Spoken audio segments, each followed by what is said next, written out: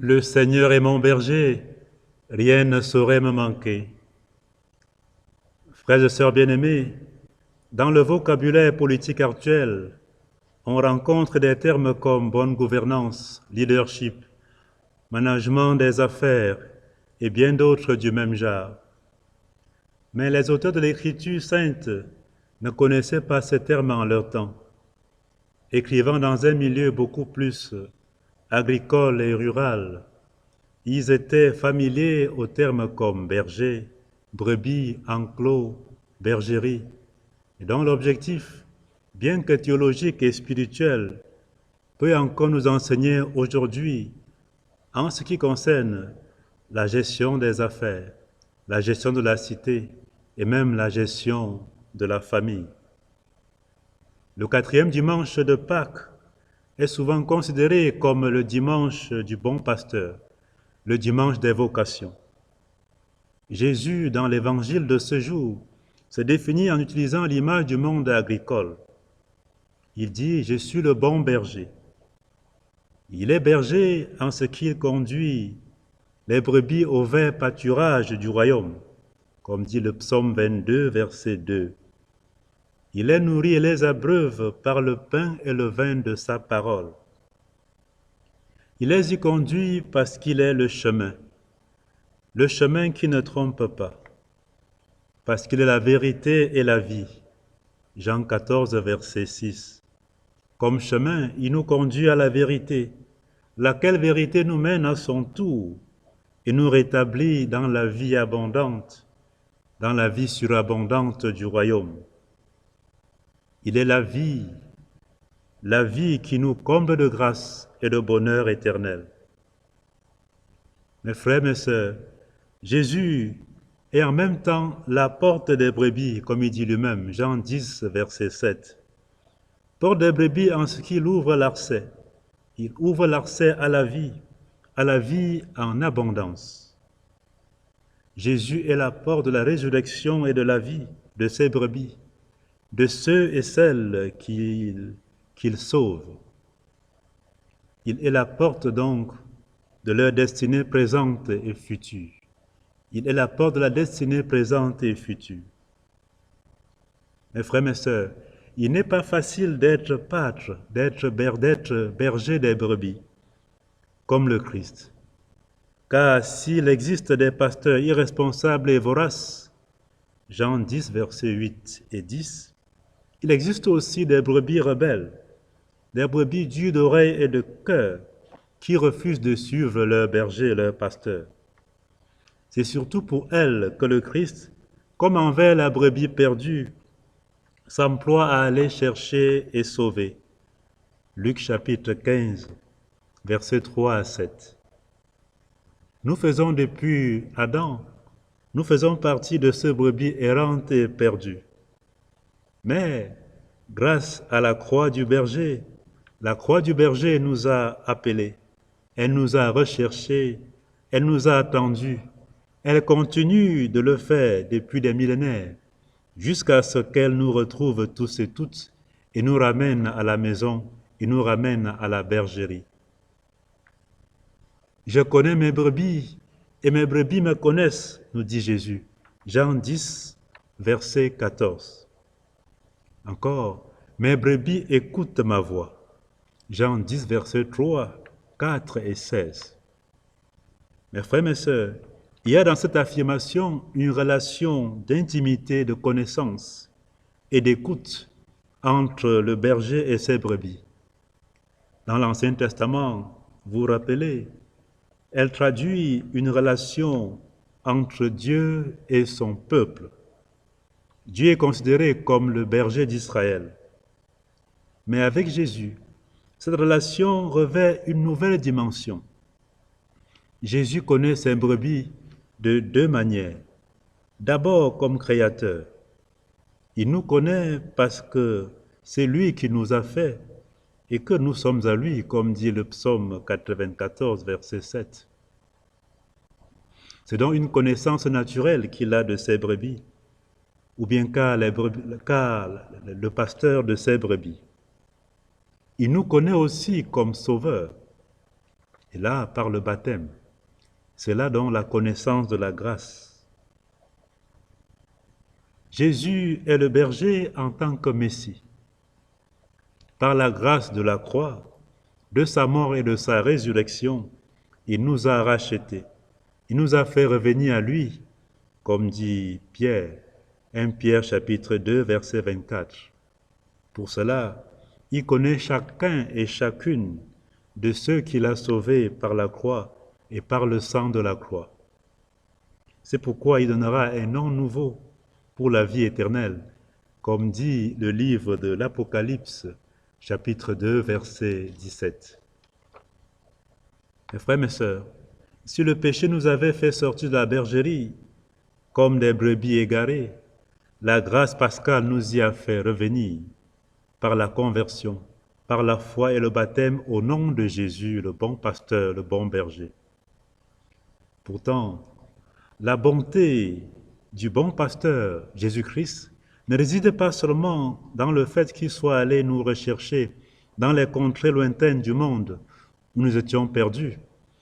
C'est pas seulement qu'il soit allé retrouver les brebis par le sang de sa croix, mais c'est surtout parce qu'il s'est donné comme sauveur. Il s'est donné à nous comme pain et vin de pâturage. C'est pour ça qu'il dit lui-même, le bon berger se dessaisit de sa vie pour ses brebis. Jean chapitre 10, verset 11, Jean chapitre 10, verset 15.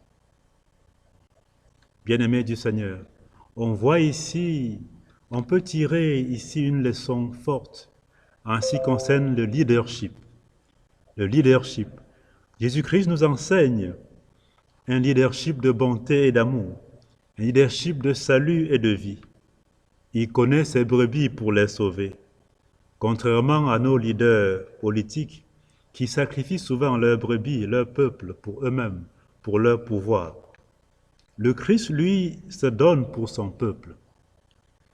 Il y a là une grande leçon de leadership à tirer du Christ, une bonne leçon de gouvernance, une bonne leçon, oui, de la gestion des affaires sociales, des affaires économiques et familiales que nous devrions apprendre de Jésus-Christ, que nos dirigeants devraient apprendre de Jésus-Christ. Le Christ, voyez-vous, pratique un leadership de communion et de rassemblement. C'est pour ça qu'il dit, j'ai d'autres brebis qui ne sont pas de cet enclos. Et celles-là aussi, il faut que je les mène. Elles écouteront ma voix. Il y aura un seul troupeau et un seul berger. Jean chapitre 10, verset 16.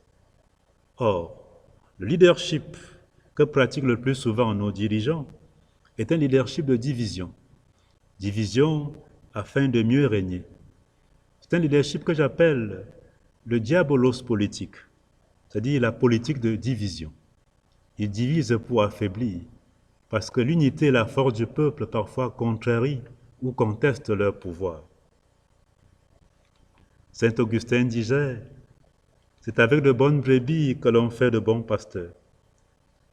Dans son sens, on peut dire aussi, c'est avec de bons pasteurs qu'on fait de bonnes brebis, de bons chrétiens.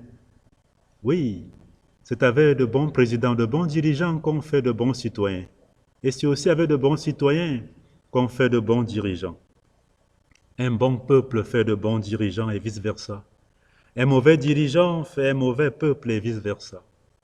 La bonté des deux, c'est-à-dire et du peuple et du dirigeant, importe aussi pour un bon leadership, pour une bonne gouvernance. Un pays est le plus souvent à l'image de ses dirigeants, tout comme les dirigeants sont aussi le plus souvent à l'image de leur peuple. Écoutez, mes brebis écoutent ma voix. Écoutez la voix du berger, le leadership, du leader qu'est le Christ. Le Seigneur connaît ses brebis. Il connaît chacune d'elles par son nom. Jean 10, verset 3. Et aussi Jean 20, verset 16, parce qu'il appela Marie, Marie par son nom, à la résurrection. Ce nom que lui, le berger, a donné ou donne à ses brebis. Il connaît aussi la voix de chacune d'elles, de chacune de ses brebis. C'est-à-dire, là où tu es, Dieu te connaît. Il connaît ton nom. Il te connaît par ton nom. Parce que depuis ta création, avant même que tu ne sois conçu dans le sein de ta mère, il te connaissait.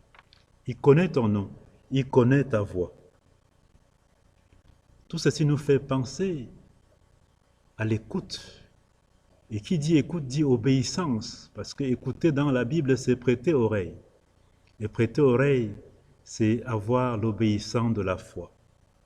La foi au Christ berger. L'obéissance à sa parole. La pratique de ses commandements sont en fait les voies pour mieux le suivre, pour mieux écouter et le suivre partout où il va. L'obéissance au Christ est celle de la foi. Romains chapitre 1, verset 5. L'obéissance au Christ est celle de l'espérance et de l'amour. C'est elle qui permet de rester dans la bergerie et de ne pas sortir de la bergerie, de ne pas nous égarer loin de la bergerie. Qui écoute la voix du Christ ne se met pas en dehors du Christ. Mais qui n'écoute pas la voix du Christ, le leader, le berger, se met en dehors de sa bergerie, peu importe s'il est physiquement présent dans la bergerie. Voyez-vous, mes frères, mes sœurs, les brebis que nous sommes, n'écoutons pas toujours la voix du berger. Les péchés ferment souvent nos oreilles à l'écoute du Seigneur berger. De plus, aujourd'hui, avec les réseaux sociaux, il existe une multitude de voix de soi-disant pasteurs qui nous détournent du vrai pasteur, le Christ. Il existe les voix des faux guides, les voix de la mode, les voix des fashions, des styles, des stars. Oui, toutes ces voix nous détournent le plus souvent bien loin du vrai berger, notre Seigneur, le Christ. C'est pour cela que Pierre disait, il nous exhortait à nous détourner de cette génération égarée et tortueuse. Acte 2, verset 40. De nous convertir, de recevoir le baptême au nom de Jésus, ainsi que le don du Saint-Esprit. Acte 2, verset 38. Mes frères, mes sœurs, nous sommes faits pour la bergerie du Christ, c'est-à-dire nous sommes faits pour son royaume. Nous avons une vocation du royaume. En tant que lui, Jésus-Christ est notre source, il est notre fin. Écoutons sa voix. Aujourd'hui, si vous écoutez la voix du Seigneur, la voix du berger, ne fermez pas votre cœur, dit le psaume 94. Écoutons donc sa voix. Amen. Si je traverse les ravins de